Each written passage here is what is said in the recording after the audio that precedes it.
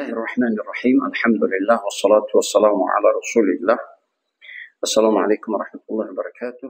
بینندگان عزیز گرامی، در اساسی خواهشی بعضی از دوستا که متاسفانه گروه حالتهای خودکشی یا بعضی ها به خودکشی دست میزنن، در موضوع خودکشی از نظر اسلام خواهش کردن. از نظر اسلام خودکشی یعنی چی حکم دارد؟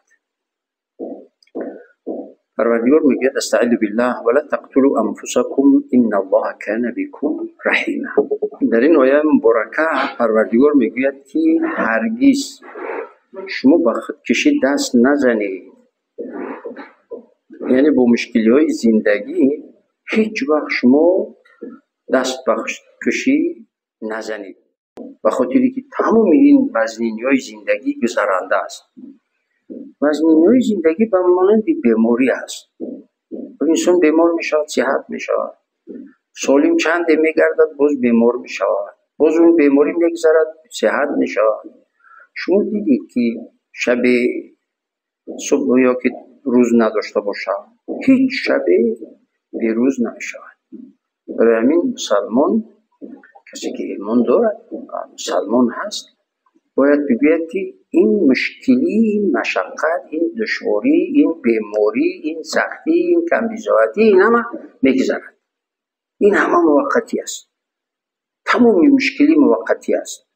یگون مشکلی دائمی نیست. ولی میگه ولا تقتلوا انفسکم، شما نفس رو یعنی خودکشی نکنید. چرا؟ بخاطری که ان الله کان بكم رحیما، پروردگار نسبت شما بی‌نهایت مهربان است. ولی بیماری باشد، سختی زندگی باشد، دشواری باشد، یک دیگر نفهمی باشد، هر چی که باشد در زندگی، این رو پروردگار وزنینی رو قدر میکند، برایت اجر میدهد. ان الله کان بكم رحیما، پروردگار نسبت شما بسا مشفق است، بسا مهربان است.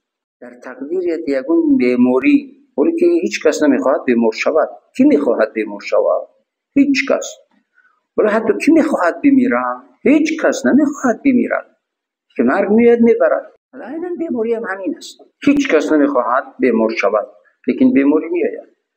و این بیماری که اومد، مسلمان باید بگوید که پروردگار رو اجرش کم نکن.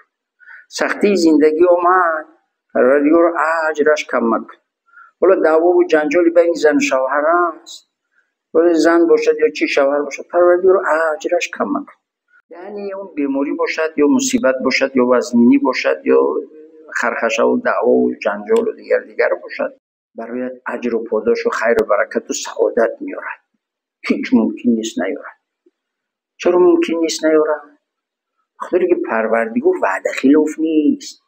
انسان ها وعده خلاف میکنن، پروردگار وعده خلاف نیست. پروردگار چی میگوید؟ استعیذ بالله فإن مع العسر یسرا ان مع العسر یسرا. هر مشکلی و دشواری چندین آسودگی و عزت و برکت و سعادت دارد.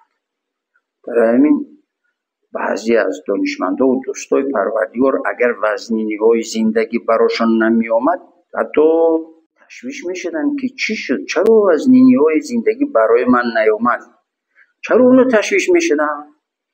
به خاطری که اینجا روایتی داریم که پروردگار به دوستان نزدیکش وزنینی ها رو میارد. حتی پیامبران رو ببینید چقدر وزنینی ها.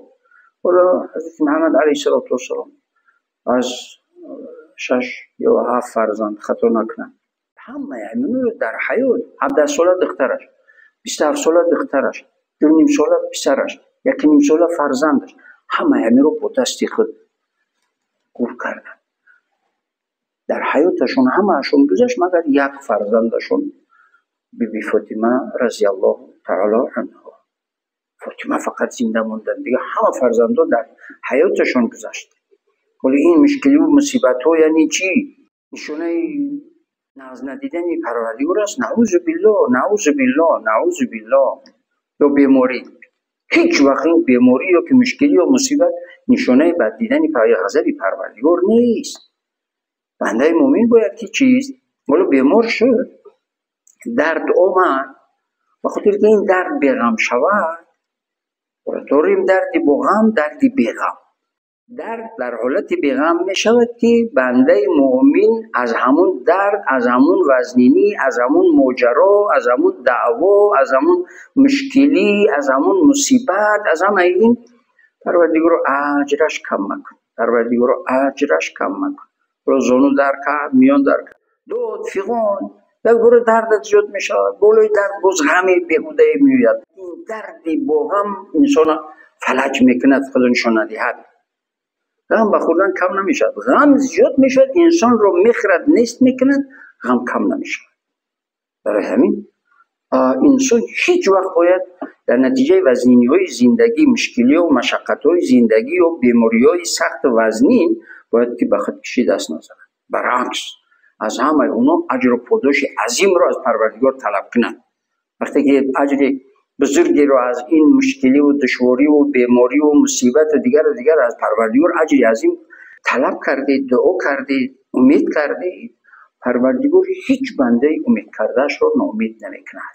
حتی در عوض اون وزنیت صدها آسودگی ها برایت میدهد. یک غمی بالایت میآید، بیمار میشوی، یا تنگسی زندگی، یا مشکلی اقتصادی، یا مشکلی های عائلوی، یک درد رو میکشد، 10 در دیگرت رو میکشاید. یعنی این مشکلی های زندگی همش اجر دارد. وقتی که خداوند عزوجل حالا شوهر خوبت نمیدهد، شوهرت آزارت میدهد، لیکن از همون شوهر آزار دهنده فرزندت میدهد که بالای چشم دیده همچنین مغزینان میبردارد. یا زنی خوبت نمیدهد، پروردگار از همون زنی بعد فرزندانت میدهد که یعنی چی؟ سبب روشنای چشم افتخارد و بالای چشم دیده هاشون میبردارند. بنده مومن هیچ وقت باید ناامید نشود. بنده مومن نه مغرور شود نه مایوس و ناامید. بسیار انسان رو نعمت مال و پول و ثروت و وظیفه و دیگر مغرور میکند. مغرور کی کرد ضرر میکند. بعد میبینی که از دوست و از رفیق و از یعنی همسایه و دیگر حتی پدر و مادر اینا رو همه رو آزار میدهد، یا که خودش رو دور میکند، یا که دیگر بعد دیگه پشیمان، به آبرو، حسرت، ندامت، پشیمانی. خداوند عزوجل در سوره اسراء میفرماید ولا تقتلوا النفس التي حرم الله الا بالحق صدق الله العظیم. هیچ وقت نفسی رو به حق، ناحق، به جا، ناجا به قتل نرسون. هیچ وقت به خود کشی دست نزن. و خاطری که تو زیری نظارت پروردگار هستی. مادام اینجا نفس رفته اومده ایستاده است، زیر نظارت پروردگاری. پروردگار هیچ وقت نسبتی تو بیرحم نیست. پروردگار به نهایت مهربان است نسبتت. این معنی رو نداره که در زندگی مشکلی نیاید، مشکلی میاید، لیکن در عوض هر مشکلی چندین آسودگی ها و سعادت برایت در دوام بد میدهد. هیچ مشکلی به اجر به پاداش نیست. فإن مع العسر یسرا، إن مع العسر یسرا. هر مشکلی چندین آسودگی ها دارد. بعضی از مشکلی ها قصرهای در جنت دارد، بعضی از مشکلی های زندگی، بعضی از بیماری های وزنین یعنی خطرناک و دیگر و تنگ دستی و دیگر قصرهای در جنت در عوضش برایت پروردگار میدهد. باید مؤمن به امید زندگی کند. حالا من گفتم که دردی بیغم، دردی با غم. کی درد بیغم میشود، کی با غم میشود؟ وقتی اوف و دیگر سوختم دیگر غیر من دیگر اون کس مصیبت نداره. نه، وقتی گفتی که پروردگار رو عوض این درد رو، عوض این مشکلی رو، عوض این سختی رو، عوض این تنگ دستی رو اجر برای من عطا فرمود، در این صورت درد بیغم میشود و گذراندن دردی بیغم آسان میشود. هر چقدر که غم یعنی آه کردید، این همه آه حسرت و ندامت و دیگه ناامیدی، این وسوسه شیطان است. شیطان میخواهد نکن کند. از این طرف یعنی به بدبختی ها میبردد، از اون طرف بعد میگه که تمام دیگه تو یگونه راهی که نجاتی تو هست باید خودکشی کنی. مثلا جوان ها رو بعضی که نمیدونم دعوای عائلوی و جنجالای خانوادگی و دیگر بعد به خودکشی دست میزنه. شیطان است با این کار میبرد. انسان عاقل هر چقدر که یا مسلمانی عاقل، مسلمانی کامل، هر چقدر که مشکلی و سختی و سختی و دشواری آمد، باید مراجعت و مناجات و دعا به پروردگار کنند که پروردگارا این رو هر چه زودتر از بالای سرم دور کن و اجرش رو بر زیاد نصیب و روزیم بگردان. برای همین فکر کنید که یک اون کرمکی که در لای هست، پرنده که در آسمان هست، یا کرمکی که داخل سیب هست، یا اینکه هر چیزی که در یک تنگی زندگی دارد، پروردگار در ریسک همون رو میدهد، پروای همون میکنه، پروای انسانی محترم و مکرم نمیکنه. باید مسلمان دایم در فکر اندیشه اون باشد که پروردگارم نسبت من مهربان است، نوابسته از آسودگی ها و زینی ها. آسودگی هایش باید شکر بگویم، در وزنینی هایش باید صبر کنم و از پروردگار اجر و پاداش طلب کنم. از پروردگار برای همه شما عزت و برکت و سعادت و در عوض همه مشکلی ها و دشواری ها اجری عظیم و خیر و برکت و رحمت و مغفرتش رو برای خودم و برای همه شما تمنا و آرزو میکنم و همزمان در عوض هر نعمتی برای خودم و برای همه شما شکرگزاری و مغرور نشدن رو از پروردگار آرزو میکنم. همیشه موفق و همیشه سربلند و همیشه عزتمند و همیشه کامیاب و موفق و در پناه پروردگار باشید.